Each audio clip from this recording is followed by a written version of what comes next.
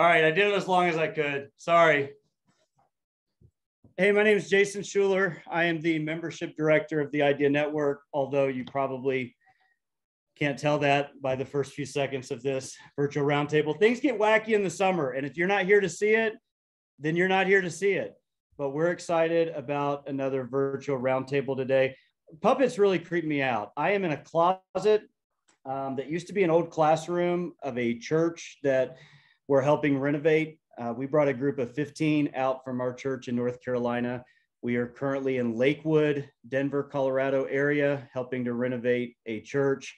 And so this is the closet where the best Wi-Fi was. So this is where I'm at today. And right before we went live, there was a puppet in the corner and Dennis and Kylie thought I should use it. So I used it. But we're glad you're here today. We're not going to use any more puppets unless you guys are just like crazy about puppets. But anyway, good morning, good afternoon, wherever you're joining us from, whenever you're watching this. Thanks for making us a part of your week. I'd like to open up in a word of prayer. Luke Sorensen, I see you there. If you don't mind, buddy, just unmuting yourself, opening us up in a word of prayer. And then I've got a couple of quick announcements. We'll get to our speaker today, and we're glad that each and every one of you is here with us. Luke, if you could open us up. Let's pray. Father, love you. Thank you for today. Thank you for the privilege we have to be here and a part of the membership and the training and the time of admonishment and encouragement today. Bless for the fountain as he presents today. And Lord, bless the discussions that we'd each get something of value to further the gospel and also to positively affect those that volunteer in our different ministries and to be able to lead them and encourage them and help them grow toward you as well. In Jesus' name, amen. Amen. Thanks, Luke. We are excited, as Luke said, to have Dennis Fountain with us today. Before I get to him, I want to tell you what's coming up in August. You do not want to miss 1 week. We've got a heavy hitter lineup for the month of August. If we've got the graphic available, we'll throw it up there in a minute, but let me tell you who we've got coming up in August. August 2nd is our good buddy, Josh Tice. Josh, of course, as you guys know, has been away for several weeks with his family, doing some trips, getting some time away. He's the founder, president of the Idea Network, and we are excited that Josh is going to be back with us. August 9th is our good friend, Pastor Kurt Skelly. He's been a friend of the network for a very long time. He's a pastor in Virginia, Fredericksburg area currently. August 16th, I'm pumped about Gary Chapman, who's going to be with us. Gary lives not far from my church in Winston-Salem, and I got together with him a couple of months ago. We booked him to do an event at our church. And so I said, hey, by the way, let me tell you about this group of pastors that I'm a part of. And he was intrigued. I asked him to do a session, and he's going to do one with us. Gary Chapman is the author of The 5 Love Languages. He has sold millions of copies of books, and I'm excited about him being with us August 16th. August 23rd is Tom Rayner. Tom has been with us many times. He is a charter member of the Idea Network and leads churchanswers.org. Tom's been with us before. Looking forward to him on August 23rd. And then August 30th, I don't know if you're familiar with Mark Miller, but Mark is a tough get. He's done podcasts with guys like Carey Nieuwhof before, John Acuff. But Mark Miller is the vice president of high performance leadership at Chick-fil-A. And so he's going to be with us on August 30th, do something. I think his talk is called Smart Leadership, but he's going to be with us today, or he's going to be with us August 30th. So really, you don't want to miss any of what we've got coming up in the month of August. I hope that you'll plan to be with us every step of the way. What I'm more excited about than what we've got coming up in August is truly what we've got coming up next, because Dennis, I tried to work Dennis into our big lineup in August. He's just too busy. He's been slammed. He's been preaching all over the country. Dennis is a friend of mine. I met Dennis my freshman year at West Coast. He's the pastor of Moses Lake Baptist Church in the Washington State area. And Dennis, thanks for your friendship. I know I speak for probably most of the guys on here that know you. Thanks for your friendship to us, being part of the network. And I'm excited about your talk today. Thanks, man. All right. Well, how's everybody doing today? Everybody doing good? Yeah, I appreciate the introduction, Jason, all the kind words that you would have to say. And my response to your introduction was, you're a jerk. Anyway, inside humor. man, I'm looking forward to today, and I know there will be some guys that might watch this later, but hope you guys all had a good Sunday. And I definitely, I will echo the sentiment that was said. I'm thankful for this group, and really just excited for what God's doing in the lives and ministries of many of you. And of course, a lot of you have been my friends for a long time. And I, like Jason said, I'm looking forward to August, but I'm thankful for the opportunity today. And so today we're going to just take a few minutes and talk about an area that I hope that every single one of us are trying to improve in. And that's the area, it's an area of leadership that we're all involved in. And as long as we're leading, we are going to be involved in it. And that is the idea of developing and training different leaders within our church. And so I recognize a couple of things I want to kind of lay out today foundation-wise before we get going in it. This is a very broad topic, training and developing people, represented in the group today, as well as those who may be viewing it, as well as just the Idea Network in general. There's a lot of various positions, leadership positions, leadership styles. There's different goals, there's different desires, there's a whole range of personalities. So I will say first that there's not a cookie cutter way to lead and to develop our staff or volunteers. And so today I'm going to kind of just go through some lessons that we've learned here at our church. We started our church 11 years. Back in March was our church's 11th anniversary. Currently we have 6 staff members, 3 full-time, 3 part-time. We have launched 2 churches in the 11 years. And then of course, like you guys, we have tons of volunteers and all of that. So with all of it, we've learned a bunch of lessons.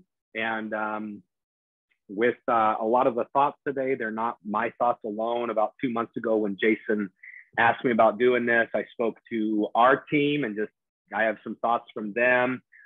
Some of them gave me thoughts 20 minutes ago. Others texted me a while ago and gave me a bunch of things. And so anyway, let's jump into it. All right. So I want to say this, that for the next few minutes, we want to talk about outlining.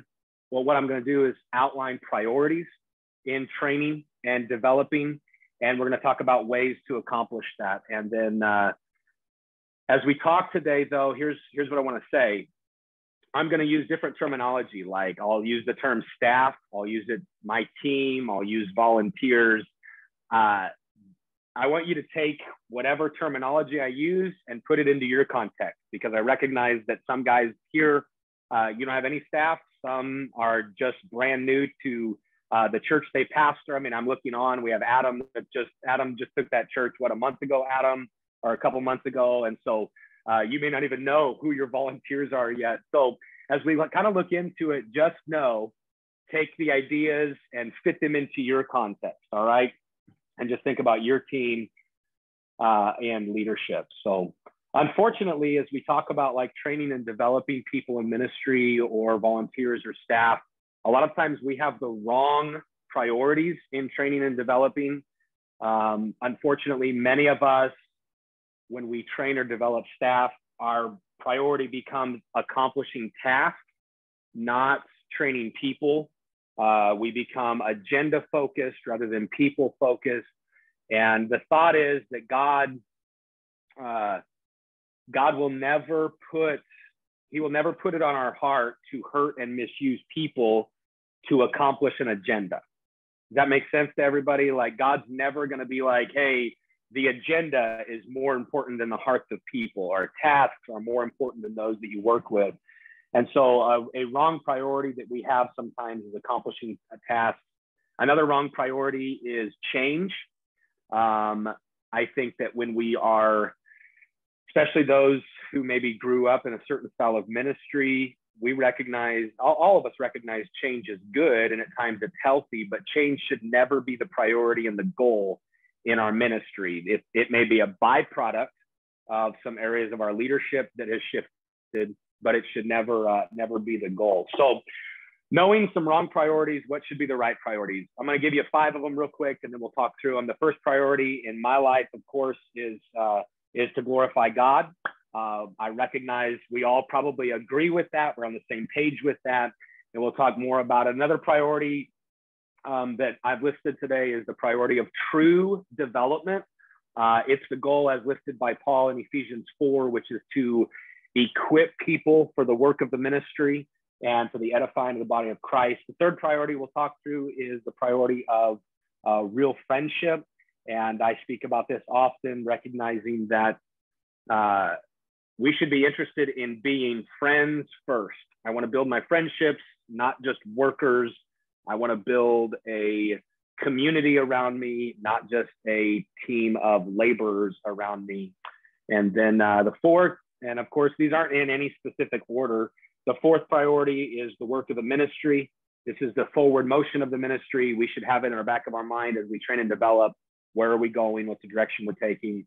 The fifth is the priority of enjoying serving in ministry. And so let's talk about these real quick. All right. I'll give them to you. Number one for us, the priority of glorifying God. So as I train and as I develop people, I've got to always come back to the purpose that everything we do, everything we accomplish in ministry, all of the goals, we try to build into the culture of our church and our team that it's about glorifying Christ and reaching people. If we're honest, it is easy for every single one of us to lose focus.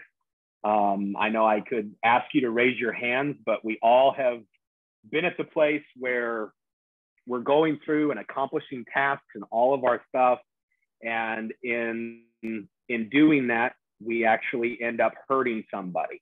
And we have the conversation with somebody who feels neglected or feels forgotten because we kind of lost focus on the fact that it's not about using people or accomplishing things.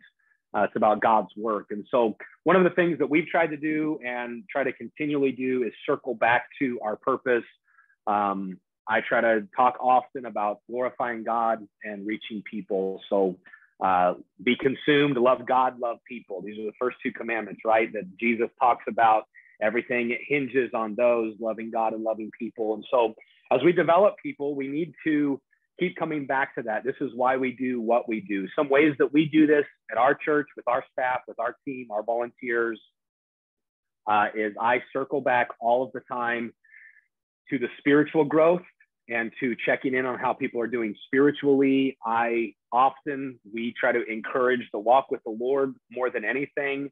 At staff meetings that we have weekly, it's often tell us something you got out of your personal walk with the Lord. What has God been speaking to you about?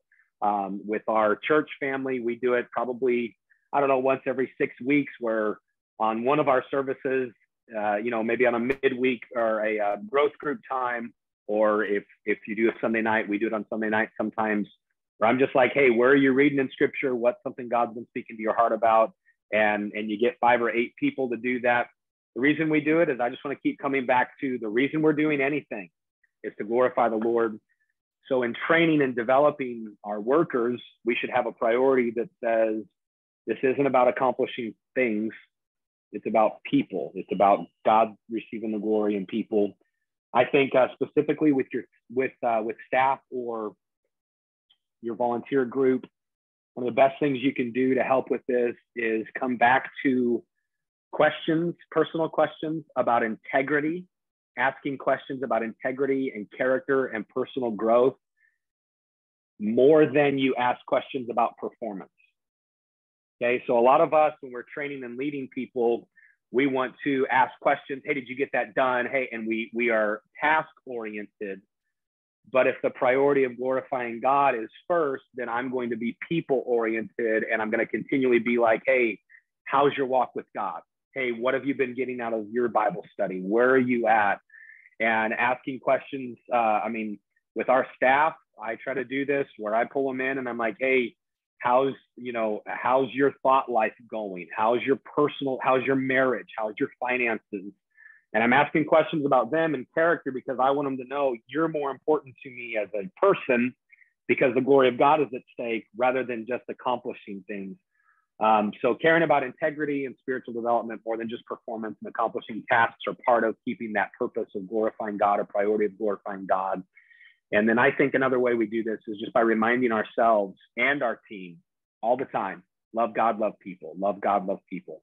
And it's really repetitive. I know one of our staff members texted me that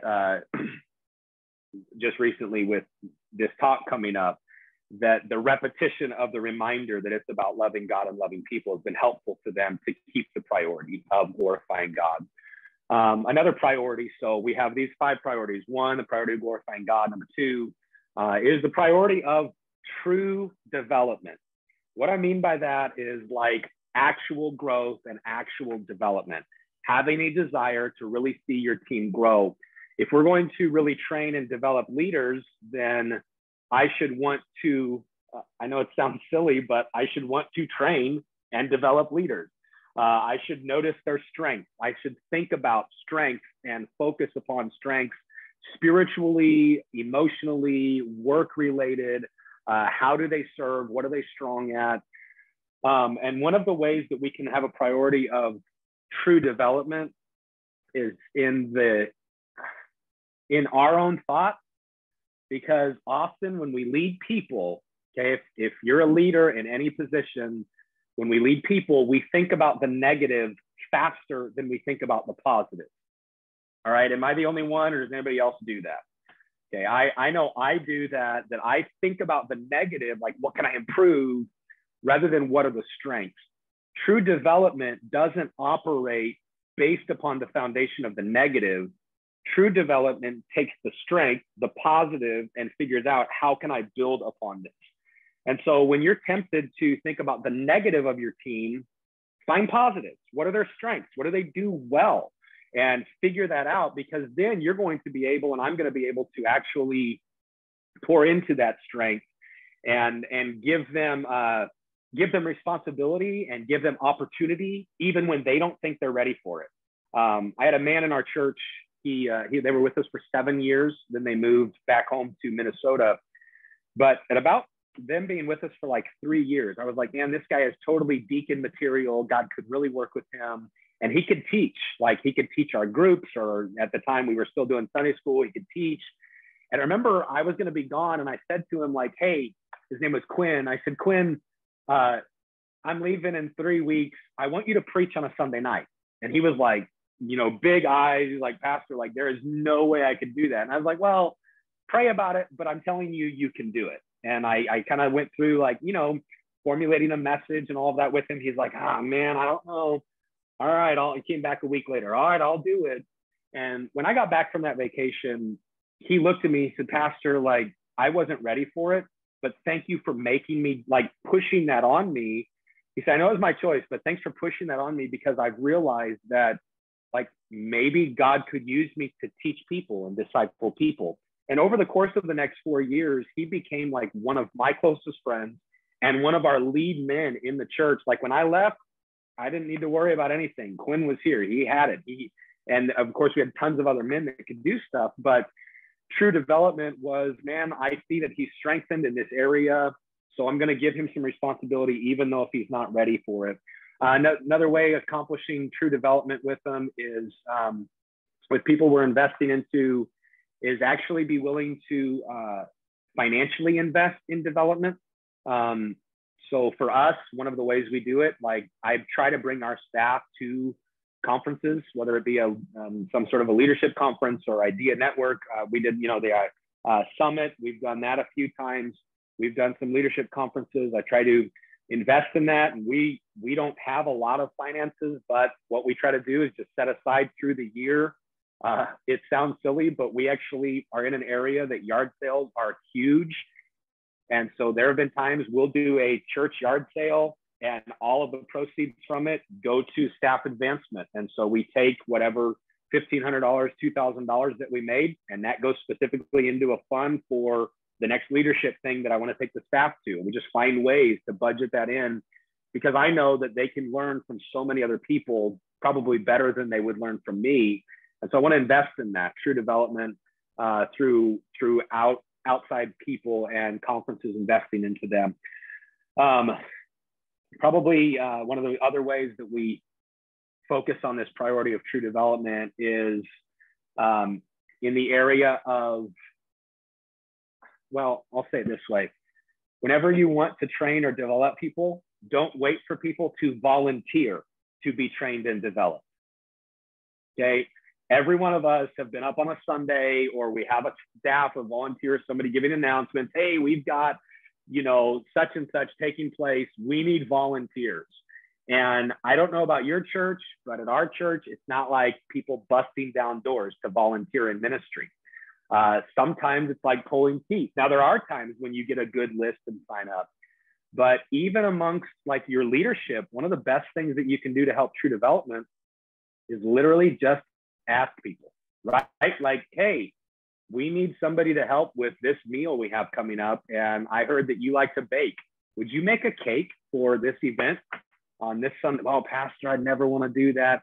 You'd be surprised that sometimes the people that we just ask in ministry to do stuff, it's a way for them to develop in ministry because we're putting an emphasis upon them developing as a person.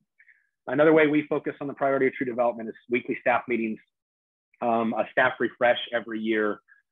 We do this in the fall every year where it's lining out the next year, and I teach leadership lessons. In our weekly meetings, we do leadership lessons, not every week, but often we'll go through it. This year, we're doing the 15 Invaluable Laws of Growth with John Maxwell, and we've done 6 of those already, and then I'll do the other 9 of them starting in the month of August. We'll start going through that again, and so that's a way that we invest in developing them.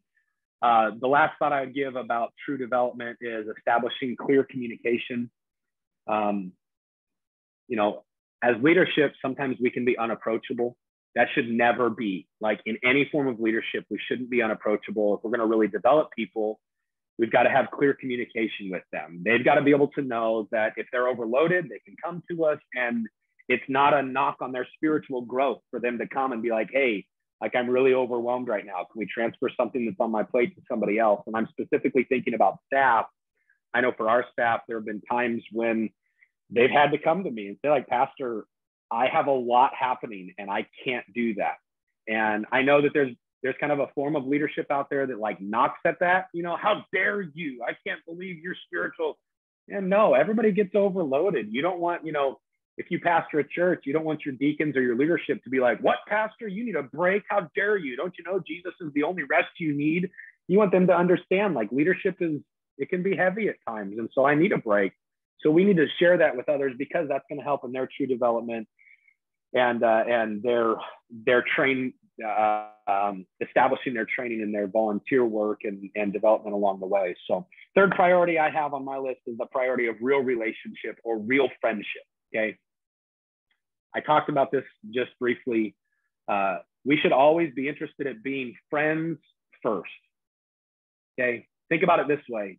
I was talking with a guy who's retiring from our local sheriff's office.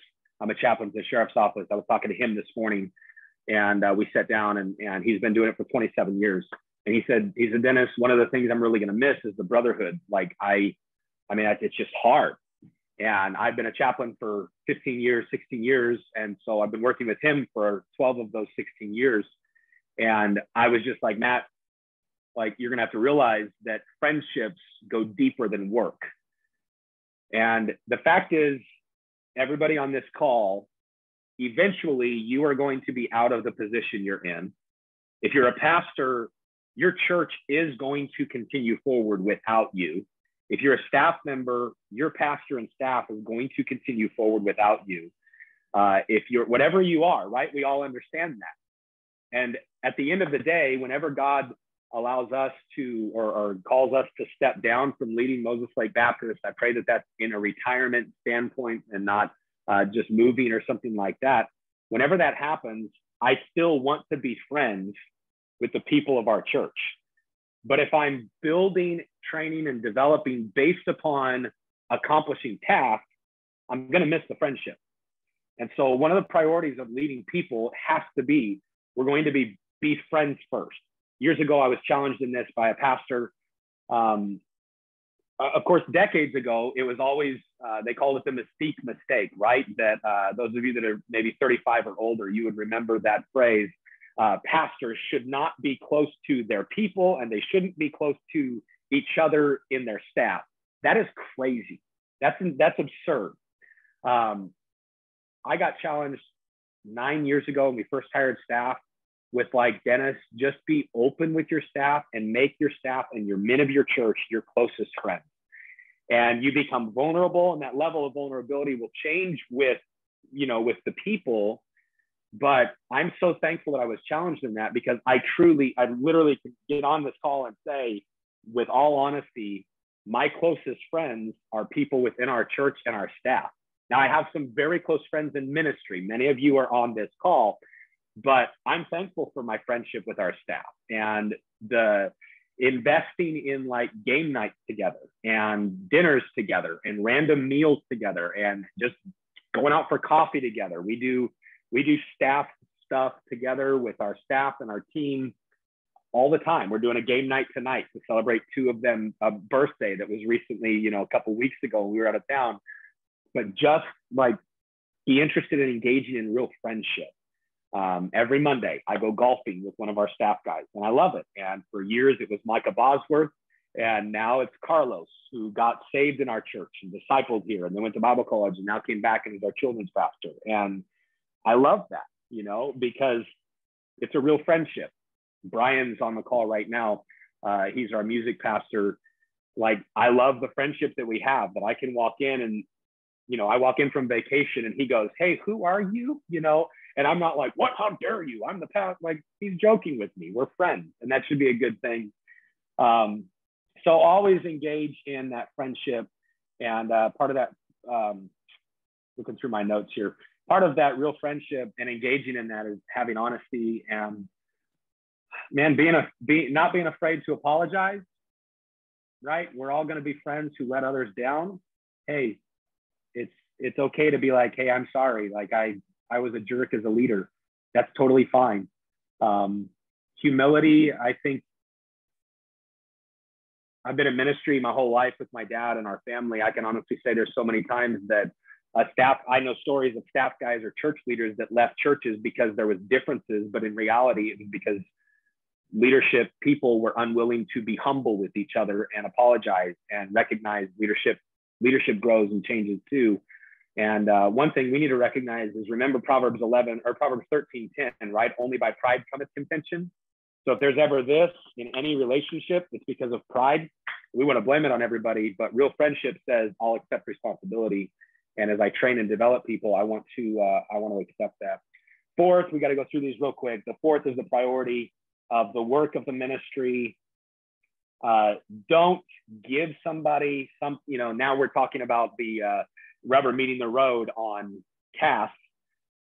While accomplishing tasks should not be my goal in training and developing people, the fact of the matter is stuff still has to get done, right? So we still need to train people and develop people in what they're doing.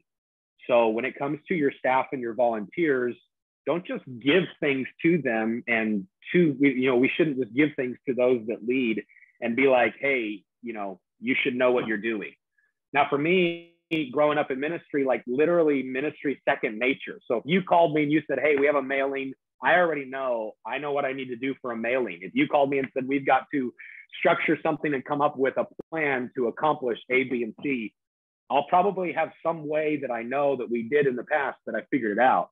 But I talked about Brian being on our call. Brian and Samantha, they didn't grow up in ministry. So I remember Samantha finishing her first year in ministry. We were at Staff Refresh, and she said, "I didn't know so many things actually took place behind the scenes for a church staff." And that's what a lot of people have. And so I shouldn't be like, "Okay, well, Samantha, here's how you run an office," or, "Here, run the office," and not show her how to do it. So part of training and developing is investing in how do we get things done. So it's part of that true development, but it's clearly explaining tasks with volunteers. If you have VBS, have a VBS workers meeting. If you have junior camp, have a junior camp counselors meeting. If you have Big Sunday, have a big. Now, we all probably do this, but in those meetings, don't emphasize the tasks, emphasize glorifying God, and then how can we bring about true development? So how can I really train you to do this task well? Okay, so it's not be a parking lot attendant. It's, hey, remember, make eye contact with people out in the parking lot, smile at people in the parking lot, greet people. I'm just coaching them in how to accomplish it. Does that make sense? And I think sometimes we miss the how to with glorifying God and real development, and we just want people to accomplish stuff.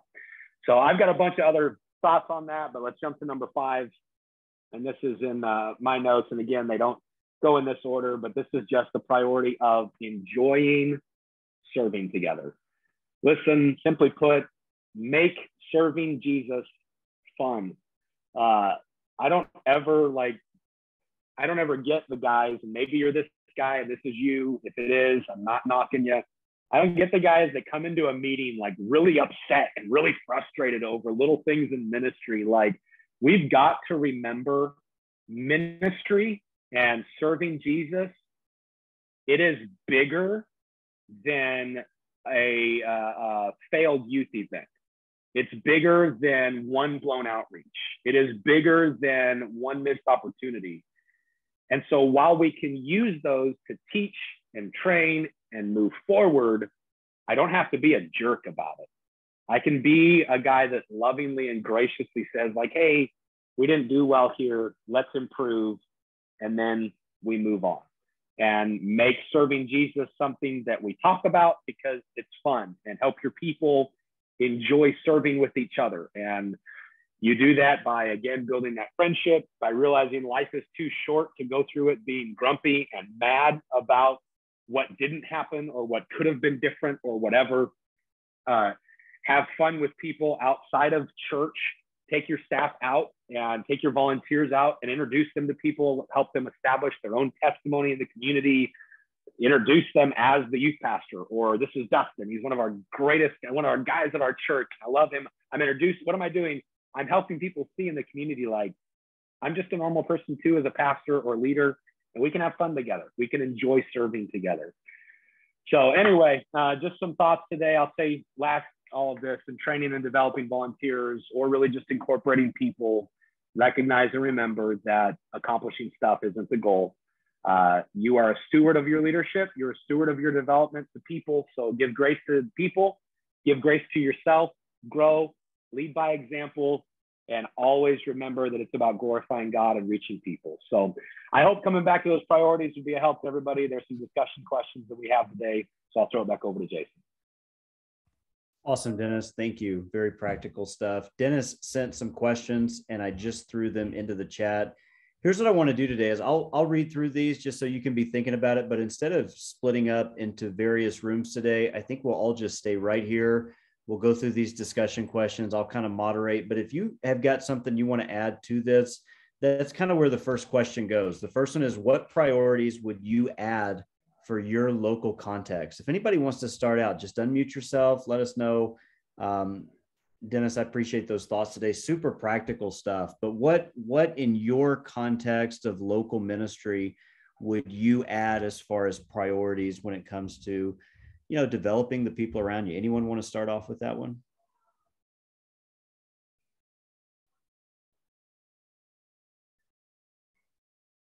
If not, I could get the puppet back out and see if he has anything to say. I don't want to do that. Who wants to start with number 1? What priorities would you add to your local context?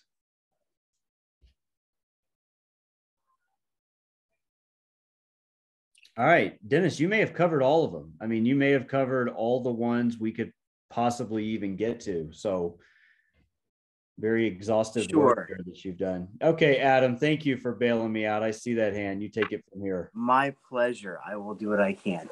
So right now, we're a very small, pretty new church plant, and don't have a huge team of people. Obviously, my wife helps out a lot, and we have some volunteers in the church. But one thing that I would sort of add to what Dennis said, and then definitely change if I were able to go back and do this again, is not start with just like me and my wife. I think that biblically there's a huge precedent for whether you want to call it plurality of elders or multiple church planters. You never see Paul going somewhere by himself. He always has a team. And right now I find that just with me and my wife, now she's actually going to be starting to teach this fall. Often there are areas of personal weakness that I have, like we're getting ready to do a VBS, and I'm running the VBS, and kids ministry and I are not great together, but it's fine. But I would just say have a team around you that you can build from the beginning, and incorporate all these things he's been talking about. Awesome. Thanks, Adam. Anyone else want to jump in on one before I start having to call on people? Hey, Jason, just real quick. Thinking about what Adam was just saying. One of the things that I've come to realize is when God calls us and places us somewhere, He knows what giftings we have, and we should not think, well, just because this is what churches are supposed to do, whether it's like you're saying VBS or whatever, then we need to have that. If God hasn't gifted you in that way, just wait on the Lord. And we need to make exercising the giftings that God has given us our priority, and using those in the way that He wants us to, and not feeling bad where we are not gifted. And God will, in His time and in His way, He'll bring people along to help you fill in those gaps.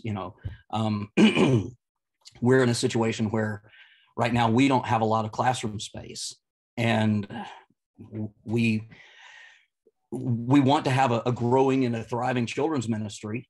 We have people to work it, so we're having to get creative with it and just work with what God has given to us. And I think as far as a priority or something like that, it would be to keep in mind what God has given us, and if He has not given it to us, then we don't need it at this time. That's good. I think it's so easy to feel like it all weighs on us and it all depends on us. And I think it's easy to remove the Holy Spirit from the whole process there if we're not careful. Good thoughts, Adam and Philip. What else? Anyone else want to jump in on one before we move on? Justin, I see your hand. Go ahead.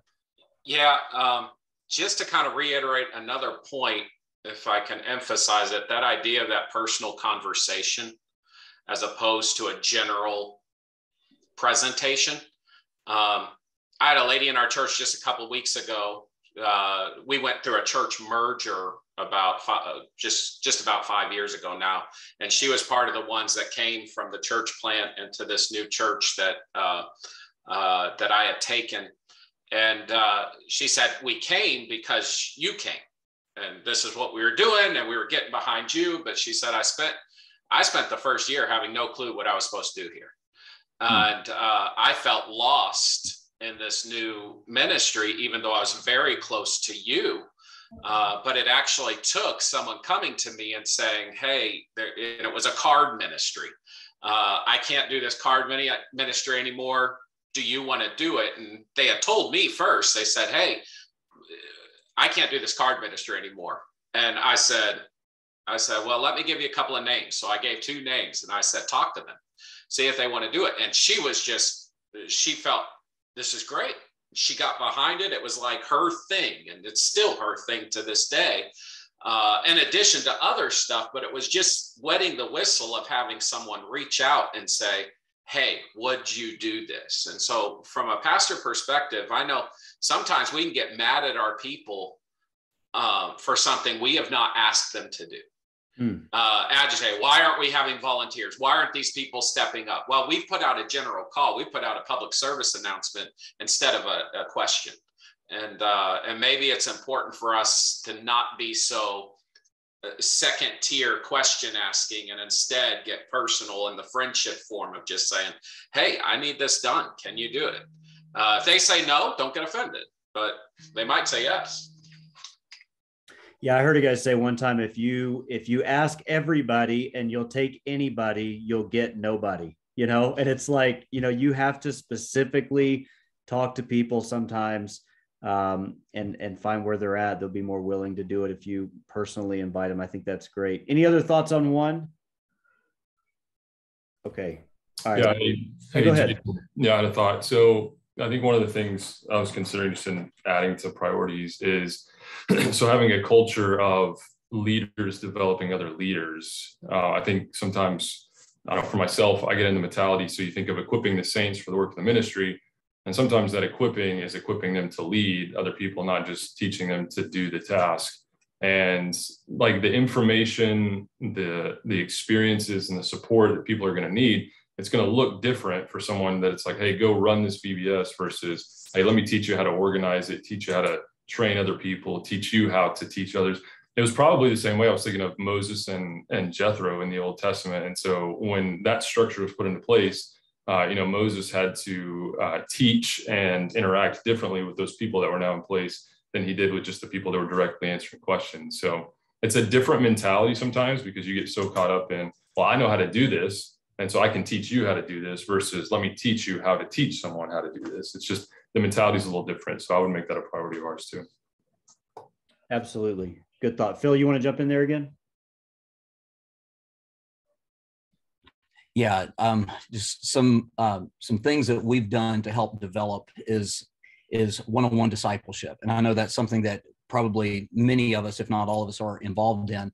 But I want to just emphasize the importance of that, because really that starts at the very basic level, training them for the work of the ministry. And we're developing relationships. All these things that Dennis covered here, they're accomplished through that one-on-one discipleship, and kind of teaches them to duplicate that process going forward. Good. And that leads us right to number 2. What are some helpful things you have done to develop your team? This could be something you've done with a couple guys, something you've done with your entire team. What are some practical but helpful things that you've done and you've seen some good fruit from in developing your team personally? I'm in transition right now, so I just moved to Dallas. So we're leaving one church, which we left, sadly. And now I went to Sunday for the first time in a church I've never been to and didn't know anybody there. It was different, but it was great because it was Bobby Green's church. That was a lot of fun. But one of the things that we've done in the previous ministry, as well as with the work development, is being able to do like personality assessments. I know you guys had a lesson on that several months ago, but being able to get your team your individuals to take a personality assessment and discuss the differences of how you need to communicate and what maybe your individual needs, because everybody needs to be led well, but everybody also needs to be led individually. So using that as almost as a fun activity versus a training, but you're training to get to know each other and what your needs are and what their needs are. Yeah, that's good. We've done a book here. We try to do a book or 2 a year with our staff. We read through it. And just like any book, you chew up the meat and spit out the bones. There's stuff in there. Like there was this one guy, I can't remember the name of the book, but we were reading it and it was like, this has no application to our context at all. But there were several other things that did. And we try to do 2 books a year, kind of a book study that we read through together, underline, highlight, and then get together, have coffee and discuss. But I think that's something that's so small. Doesn't cost a lot of money to do something like that.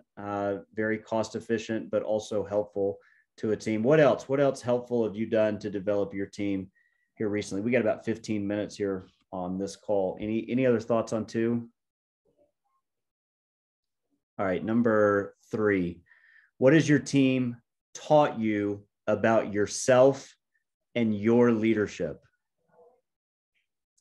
Ouch. What have you learned? What have you learned from your people about your style of leadership? Maybe somebody here that we haven't heard from yet. Have you learned anything about your leadership from the people that you are leading? This is Tim from Choice. I would say I've learned I'm a terrible communicator one-on-one. I do a good job from the pulpit. I assume way too much. I kind of share something and assume they get it. And we walk away and they're like, what am I supposed to do? And so I end up frustrated and why didn't it get done? So really trying to break it down, ask questions, and think through the process. I think Garrett would agree with that. He's pleading the fifth on that one. Adam, I saw your hand go up as well. Share something with us you've learned. Yeah, I mean, the main thing I've learned is that you can't just leave people on autopilot. Because I'll meet with someone who's going to lead a ministry and we'll talk and we'll get everything, this whole really good system down on paper. And we're like, yeah, this will work. Okay, go. And then, months down the road, I find out my leader is not following the plan that we both came up with together. And that's ultimately my fault for just kind of sending them off to do this and not checking up regularly. So just has taught me you can't leave people on autopilot. Man, I think that's great advice. I think nobody likes to work for a micromanager, but you can't have the opposite extreme either, where you just assume everything's going to get done. There's got to be a healthy balance there. Great thought. Anyone else on 3? What has your team taught you about your leadership? Yeah, Dennis. Okay, so I know I gave the session today, but something that I didn't mention that goes right into this is your team will speak, like we talked about that book, 5 Love Languages with Gary Chapman. Your team, they speak a different love language, the personality assessment tests and stuff like that.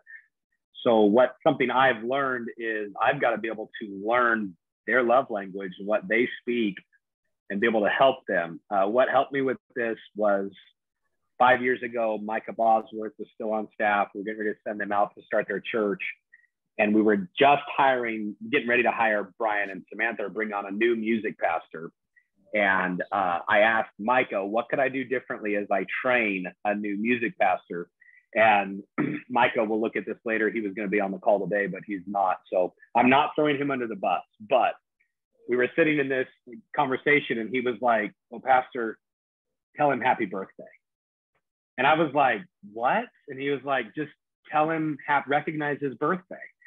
Well, if you know me, like, birthdays are not a big deal to me. They never have been. Like I mean, my wife and I both, we say happy birthday. It's cool when you tell me happy birthday, but if you miss my birthday, I could care less. I forget it's my own birthday. But Micah, him and Rebecca both were huge birthday people. And for his first 4 years, like, I maybe told him happy birthday, but I never really did anything with it. And from the day he told me that, honestly, like, I've tried to make a big deal out of our staff birthdays, even if it's just me sending them a stupid gift that's like, hey, happy birthday. It just taught me, like, you better learn to speak their love language and be able to pour into them the way they need it, because it's going to help develop them. And honestly, since then, Micah every year is like, man, Pastor, thanks for remembering my birthday, and now it's a joke. But him telling me that helped me just recognize that I need to learn how to love them the best way to they need to be loved. So great. That's a great illustration. I think there's great value in that. And obviously what you said is important, but also the value in being able to, for my team, they have asked me to give them feedback, both positive and negative, as well as I've had to open the door to be like, okay, well, I gave you my assessment. I don't really want to hear yours, but I know I need it.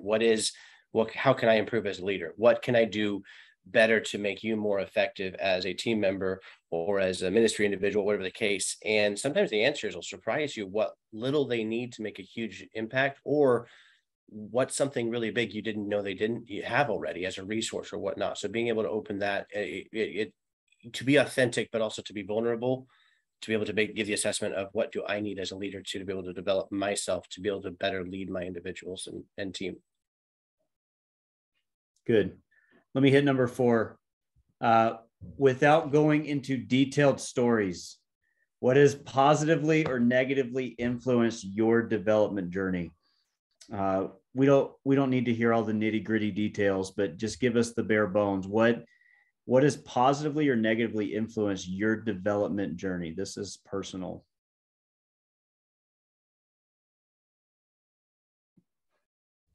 I'll just say quickly, my mentor in the ministry, without saying his name, he's a great man. He's now retired, but he gave me the Mystique mistake. That was his, and this was about 20 years ago. And it kept me distant from my early people that don't get too close, don't make close friendships. And just me and my wife in our own personal journey of developing people, we knew it, but we just finally implemented it, that Jesus told all his disciples, you are my friends, because a master doesn't tell his friends the details of what's going on, but a friend brings them in on on the vision and telling them what's happening. And I was unconsciously keeping people at arm's length. And I think somebody mentioned it as well, that when you teach somebody how to do something, there's a way of training them how to do it that disempowers them. They sort of feel the short leash that you have put them on, instead of giving them sort of the power to do it with their creativity, with their style. And we subconsciously, I think, have our smallness. Like, I don't want things to become what I wouldn't do them, but that's keeping the church in my little ceilings. So yeah, that's something that the Mystique mistake, I've thrown that out. And I appreciate Dennis saying, become good friends with all your people, because that's just going to make the synergism grow in your ministry. Yeah. Yeah, 100%. And I remember a little bit of that old school mentality of not to do that. And I appreciate Dennis clarifying that today. Adam Bray, I see your hand raised. Let's go to you. Yeah, I'll give both the positive and the negative side for me. The negative side was the ministry I just came from. It was, we just talked about being micromanaged. I was very much micromanaged from my previous pastor, to the point where I was so happy that whenever I got the call to come here, that I got that sabbatical for a month to kind of get myself back in order, get everything back in check, and be prepared to lead this ministry well. But at the same time, while I was being micromanaged, I had a great pastor back home in my home church who was there to encourage me with my, he continued to be that mentor to me that allowed me to keep on going through that journey of, hey, you are prepared for this, you are ready for this. Instead of it feeling like I was leaving the team, I was leaving the team that I was on, and the ministry I was at before as it being a negative thing.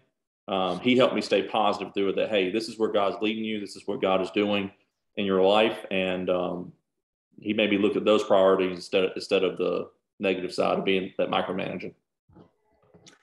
Yeah, I think that's great. And I think having a mentor is huge. And if you don't have one, that's another one of the reasons why we have a network like this, is to have community, camaraderie, connection. But find a mentor, find another guy in here that's going through something similar, and rub shoulders with them, get some counsel. I think that's huge. Let me get to number 5, and then we'll take answers to 5 and any other thoughts you guys have.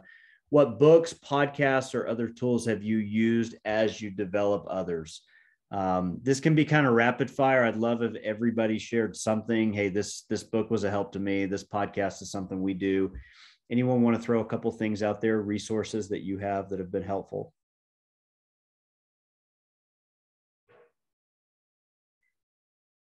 Yeah, BJ, I see you. Just for my personal context, the book, Brothers, We Are Not Rock Stars. For worship leaders, we're not rock stars. For music ministry, was great going into it, just talking through a lot of responsibilities, specifically with working with different instrumentalists and singers, working with the team, and kind of keeping all of that in play. That was a great one that I read. Awesome. Good one. What's another? If you haven't read the book Excellence Wins by Horst Schultz, that's a great book on leadership and training and development. I gave it to our staff as well as our deacons, and it's been a good help to me and to all of our team. Nice. Yeah, Adam, go ahead. The book Boundaries for Leaders by David Cloud is really good, and it's not just a repackaging of his Boundaries book. It's a totally different leadership book that's just one of the best I've ever read, as far as he goes into the psychology of how people's brains function when you're trying to give them direction. And it's just a great book. I'm getting ready to go through it with our new school leadership. Nice. What else? What others? I'll go ahead and say, I know many times we mentioned it here, but if you haven't read the book Lead yet, I'm about to read it again. I highly recommend that book. And then Andy Stanley's podcast on leadership. That's a great podcast to listen to as well. Good. Somebody else was getting ready to I lean into a lot of the Maxwell stuff, between like the John Maxwell podcast, which now Mark Cole leads that mostly. And then when it comes to actually working with people. Dennis already mentioned the 15 laws of growth. When you're actually developing people, getting them to look at themselves and see where they're at, where they want to go. Not a lot of spiritual application, but a lot of leadership and followership application. Nice. One book we just went through as a staff was Amplified Leadership by Dan Reiland. He served under John Maxwell for a while. It's kind of in that vein. And then also Margin by Swenson. That's a classic, I think, for leadership, if you, to work that into your repertoire leadership style. Any others before we sign off here in just a minute? Resources, books, podcasts? Church Unique. This is a... Go ahead, either of you. I'm just starting Church Unique by Max Lucado. Okay. It's an old one, Tale of Three Kings by Gene Edwards. It's a study on David, Absalom, and Saul. It's a great one. Yeah, you'll learn a lot about your leadership there. Everybody wants to be David, and we read that and realize that we're not. That's so good. That's a great resource. Any others before we sign off? I'm going through a book right now. It's called Rediscover Church. It's probably a book more on helping your church family like see the importance of ministry and church, but it's kind of what I've been challenged in is seeing the need to be involved with each other and have relationship. It's been a huge challenge. And then a resource that a lot of us probably don't lean into that I'll throw is something that was in my notes. Ask your spouse to help you in your leadership with people. Like genuinely, like, hey, how can I lead them better? And Hannah has been probably one of the best people in my life to say, like, Dennis, you've totally missed how to lead them. You need to do it this way. And 99.9 plus 1%, she's right. 100% of the time, she's given me stuff that's helped me with that to ask her for help. So, yeah. I think that's good. Dennis had texted me that and I said, I want you to say that. There's nobody that loves you more than your spouse. And truly, there's nobody that wants to see you succeed more than your spouse. And I think there's a lot of valuable insight there that we wouldn't get elsewhere. We're going to sign off here. Dennis, thank you so much. This was so helpful and practical. And I know it's going to be not only for those of us on the call, but those who watch it later. Kylie just added to the chat those resources that we all listed. Take a screenshot of that. Any of those books that you guys don't have in your library, invest in some of those. But yeah, just want to thank you guys for being on the call today. Special thanks to Dennis for leading our talk. Really good discussion. Thanks to all of you for joining us. Next week, Josh Tice is back in action. Don't miss it. Don't miss anything we've got going in August. And I hope you guys have a great week thinking outside the box. Take care. Have a good one.